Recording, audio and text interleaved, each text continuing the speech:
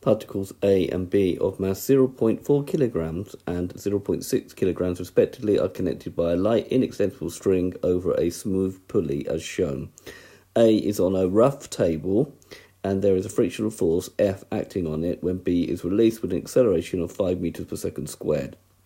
Find the tension in the string and the frictional force acting on A. B falls d meters until it hits the ground. A continues to move, that distance there will be d meters. A continues to move until it reaches the pulley with a speed of 4 meters per second. The initial distance between A and the pulley is 8/5 of d. Find the time taken for B to hit the ground. Okay, so drawing a force diagram. So here's my force diagram. So we've got a frictional force, we've got a tension, and we have an acceleration of 5 meters per second squared. On B, we have mg acting down, so 0.6 g, a tension acting upwards, and then an acceleration of 5 meters per second. For A, T minus F is using Newton's second law, will be 0.4 times 5, which means that T minus F will be equal to 2. For B, we're going to have 0.6 g minus T is equal to 0.6 times 5, which gives me 0.6 g minus T is equal to 3. And from that I can calculate T. T is going to be 0.6 g minus 3. G is 9.8 meters per second squared. So it gives me a tension of 2.88 newtons. I can now substitute that into 2. So we're going to get 2.88 minus F is equal to 2, which gives F is 0.88 newtons. Right. The B now drops d meters until it hits the ground, and we need to find the time for it to do that. So when it's doing that bit, the acceleration is 5 meters per second. However, when it hits the ground, the acceleration of this will change because the tension will go out of the string, and A will now only be 3/5 d meters from the pulley. So as B hits the ground, the tension will go out of the string, and A will be 3/5 d meters from the pulley. We've still got a frictional force of 0.88 newtons, and now we'll have a new acceleration at this particular point. So using Newton's second law on A, we're going to have minus 0.88, because it's going that way, is going to be equal to 0.4 times 0.4A. So that gives A will be equal to minus 2.2 meters per second squared. So this will be starting to slow down.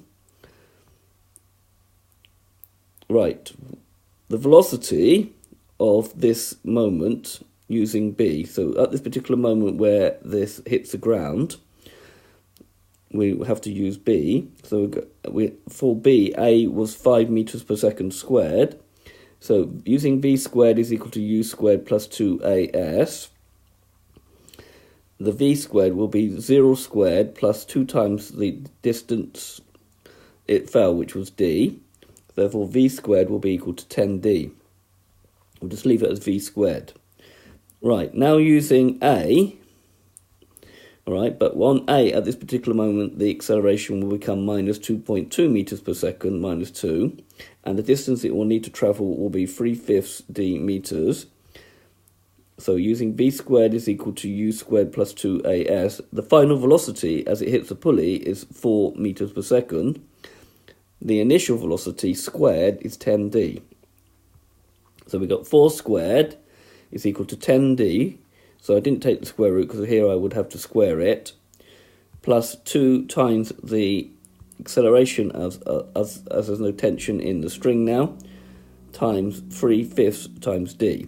This gives me an equation in D, which will now allow me to find the value of D, and then because I know the acceleration of this when it's dropping, I will be able to find the time using S is equal to UT plus a half AT squared. So first working this out, so we get 16, and then 10 plus 2 times minus 2.2 times 3/5, use the fraction button on the calculator, will give you 184 over 25 lots of D. And therefore D, if you take 25 times 16 divided by 184, will give you 50 over 23 metres. Right, so B fell 50 over 23 metres with an acceleration of 5.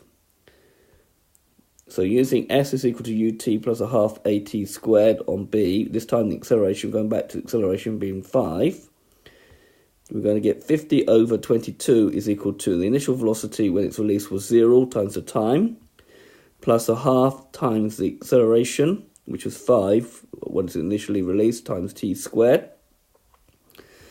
So t squared will give me 20 over 23.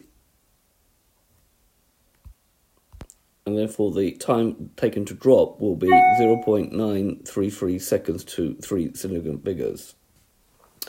Okay, this has been a video to show you how to use an extended problem of connected objects. I hope you've understood, and I thank you very much for watching.